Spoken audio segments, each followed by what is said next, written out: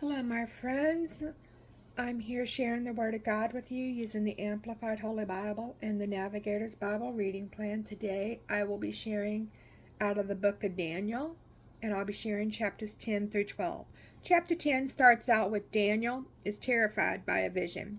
In the third year of Cyrus, king of Persia, a message was revealed to Daniel, who was named Belshazzar, and the message was true, and it referred to great conflict, warfare, and misery.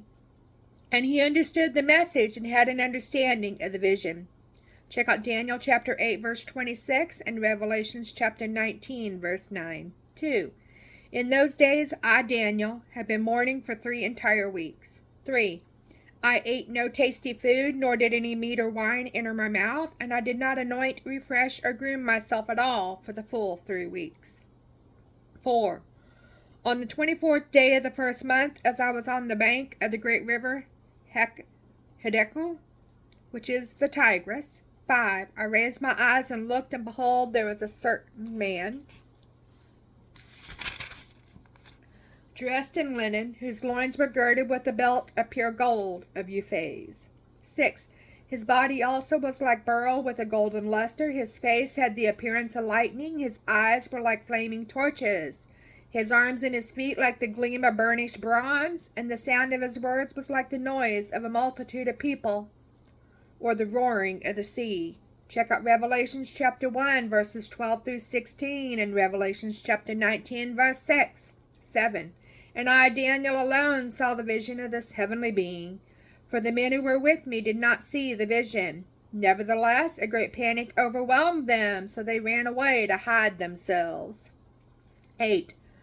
So I was left alone and saw this great vision, yet no strength was left in me, for my normal appearance turned to a deathly pale, and I grew weak and faint with fright. 9. Then I heard the sound of his words, and when I heard the sound of his words, I fell on my face in a deep sleep with my face toward the ground. The title turns into Daniel Comforted in verse 10. Then behold, a hand touched me and set me unsteadily on my hands and knees. 11. So he said to me, O Daniel, you highly regarded and greatly beloved man, understand the words that I am about to say to you and stand upright, for I have now been sent to you. And while he was saying this word to me, I stood up trembling. 12. Then he said to me, do not be afraid, Daniel. For from the first day that you set your heart on understanding this, and on humbling yourself before your God, your words were heard, and I have come in response to your words. 13. But the prince of the kingdom of Persia was standing in opposition to me for 21 days. Then behold, Michael, one of the chief of the celestial princes, came to help me, for I had been left there with the kings of Persia. 14. Now I have come to make you understand what will happen to your people in the latter days, for the vision is in regard to the days yet to come. 15.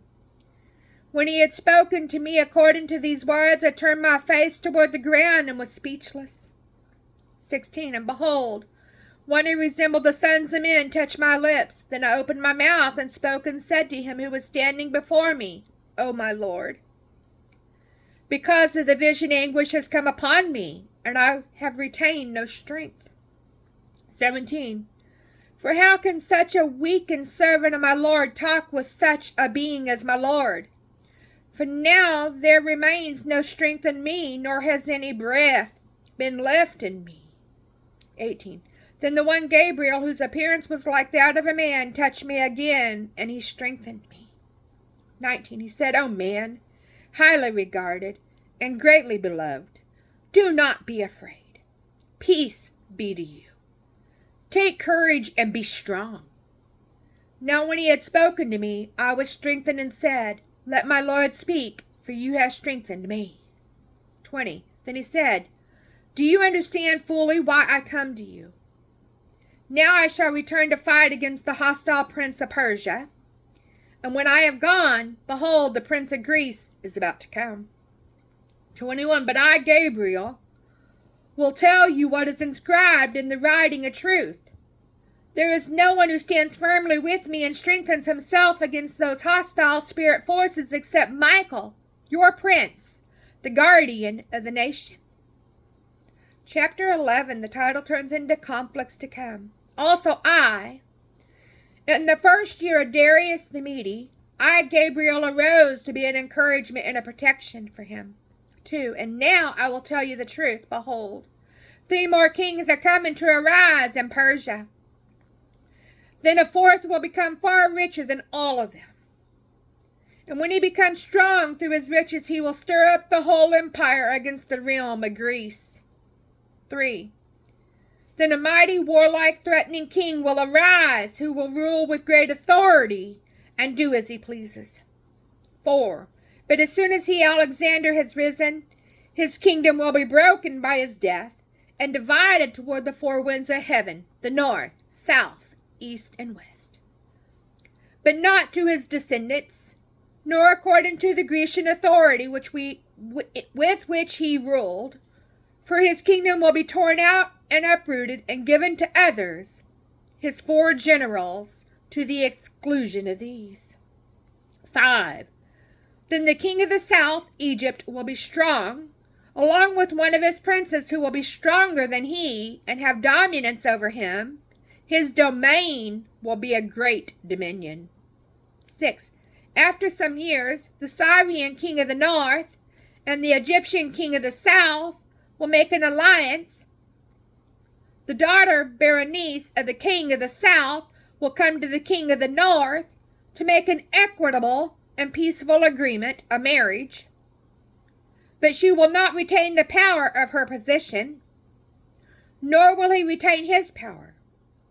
She will be handed over with her attendants and her father as well as he who supported her in those times. 7. But out of a branch of her familiar roots will one, her brother,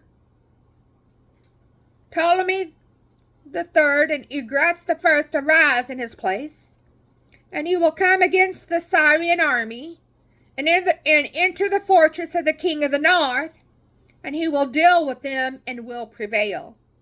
8. Also, he will carry off to Egypt the Syrian gods with their cast images and their precious and costly treasures of silver and of gold, and he will refrain from waging war against the king of the north for some years. 9. And the king of the north will come into the realm of the king of the south, but he will retreat to his own country, badly defeated. 10. His sons will prepare for battle and assemble a multitude of great forces, which will keep on coming and overflow the land and pass through, so that they may again wage war as far as his fortress. 11. The king of the south, Ptolemy IV, and Philopater of Egypt will be enraged and go out and fight with the king of the north, Antiochus III the Great, and the Syrian king will raise a great multitude, an army, but the multitude shall be given into the hand of the Egyptian king. 12. When the multitude army is captured and carried away, the heart of the Egyptian king will be proud and arrogant, and he will cause tens of thousands to fall, but he will not prevail. 13. For the king of the north will again raise a multitude and army greater than the one before, and after several years he will advance with a great army and substantial equipment. 14. In those times many will rise up against the king of the south, Egypt. Also the violent men among your own people will arise in order to fulfill the earlier visions, but they will fail. 15. Then the king of the north, Syria, will come and build up siege ramps and capture a well-fortified city. The forces of the south will not stand their ground, not even the finest troops, for there will be no strength to stand against the Syrian king. 16. But he, Syria, who comes against him, Egypt, will do exactly as he pleases, and no one will be able to stand against him. He, Antiochus III the Great, will also stay for a time in the beautiful and glorious land of Israel, with destruction in his hand. 17. He will be determined to come with the power of his entire kingdom and propose equitable conditions and terms of peace, which he will put into effect by making an agreement with the king of the south. He will also give him his daughter, Cleopatra I, in an attempt to overthrow the kingdom, but it will not succeed or be to his advantage. 18. After this, he, Antiochus III the Great, king of Syria, will turn his attention to the islands and coastlands and capture many of them. But a commander, Lucius Scipio, Azatticus of Rome, will put an end to his aggression toward Rome's territorial interest. In fact, he will repay his insolence and turn his audacity back upon him. 19. Then he will turn back toward the fortresses of his own land of Syria, but he will stumble and fall and not be found. 20. Then in his place one, his eldest son, Seleucus IV, Philopator, will arise, who will send an oppressor through the jewel of his kingdom. Yet within a few days he will be shattered, though not in anger nor in battle. 21. But in his place in Syria will arise a despicable and despised person, to whom royal majesty and the honor of kingship have not been conferred. But he will come without warning, in a time of tranquility, and seize the kingdom by intrigue. Check out Daniel chapter 8, verses 9 through 12, and verses 23 to 25. 22. The overwhelming forces of the invading armies of Egypt will be flooded away before him and is smashed, and also the prince of the covenant will be smashed. 23. After an alliance is made with him, he will work deceitfully, and he will go up and gain power with a small force of people. 24.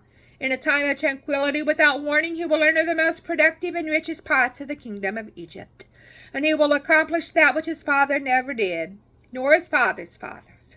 He will distribute plunder, spoil, and goods among them, and he will devise plans against strongholds, not only for a time decreed by God, but only for a time decreed by God.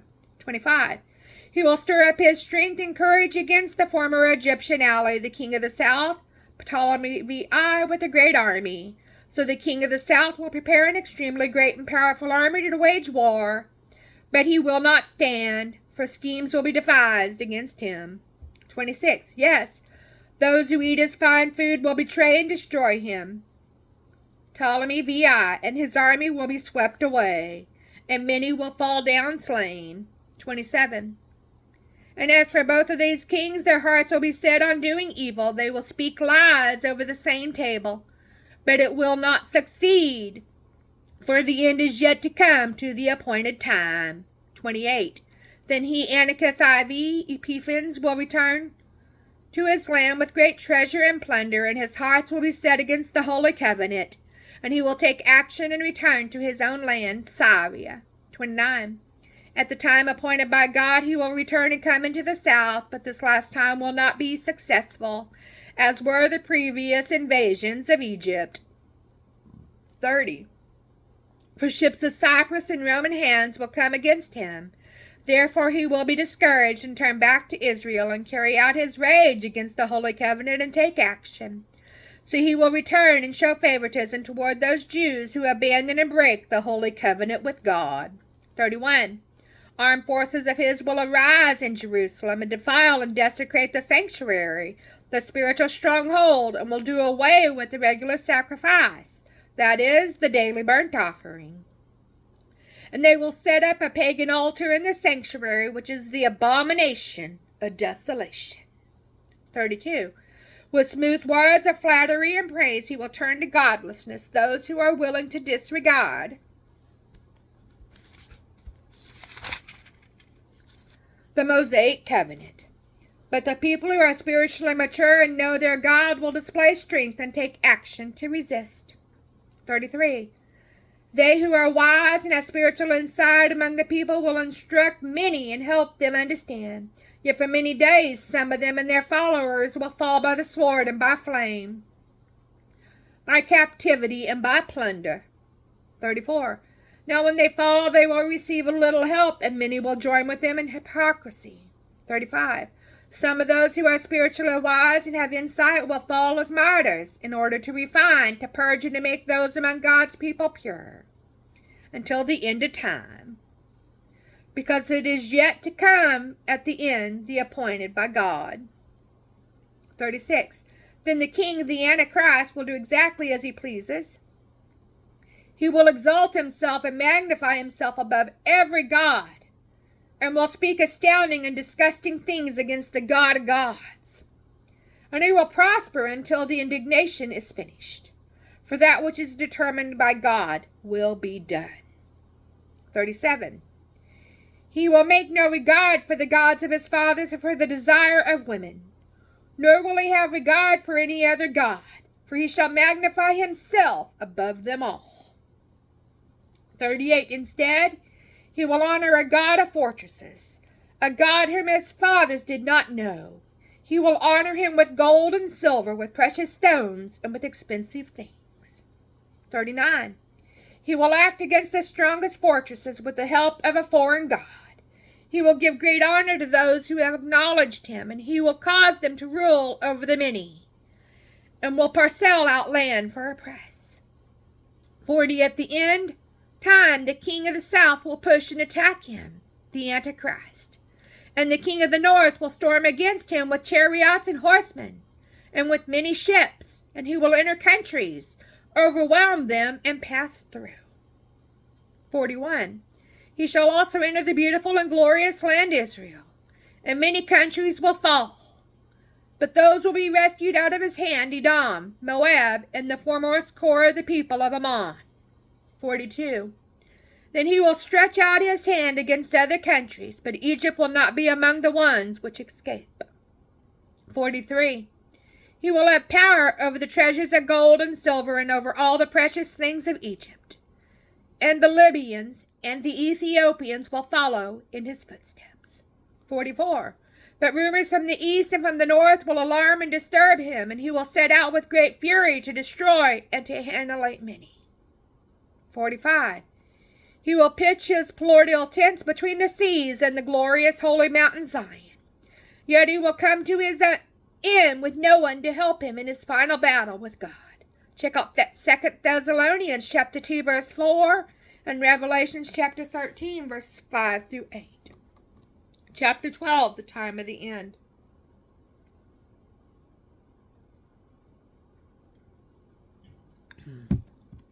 Now at that end time, Michael, the great angelic prince who stands guard over the children of your people, will arise.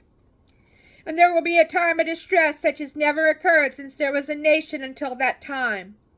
But at that time your people, everyone who is found written in the book of life, will be rescued. 2. Many of those who sleep in the dust of the ground will awake and resurrect, these to everlasting life, but some to disgrace and everlasting contempt, abhorrence. Check out John chapter 5 verse 29. Verse 3. Those who are spiritually wise will shine brightly like the brightness of the expanse of heavens, and those who lead many to righteousness will shine like the stars forever and ever. Check out Matthew chapter 13 verse 43. 4. But as for you, Daniel, conceal these words and seal up the scroll until the end of time. Many will be back and forth and search anxiously through the scroll, and knowledge of the purpose of God as revealed by his prophets will greatly increase. Check out Amos chapter 8 verse 12. 5. Then I, Daniel, looked, and behold, there stood 2 others, the one angel on his bank of the river, and the other angel on the bank of the river. 6. And one said to the man dressed in linen who was above the waters of the river, how long will it be until the end of these wonders? Check out Daniel chapter 10 verse 5. 7. And I heard the man dressed in linen who was above the waters of the river, as he held up his right hand and his left hand toward heaven, and swore by him who lives forever, that it will be for a time, times and a half a time, 3.5 years, and as soon as they finish shattering and crushing the power of the holy people, all these things will be finished. 8. As for me, I heard, but I did not understand, so I said, my Lord, what will be the outcome of these things?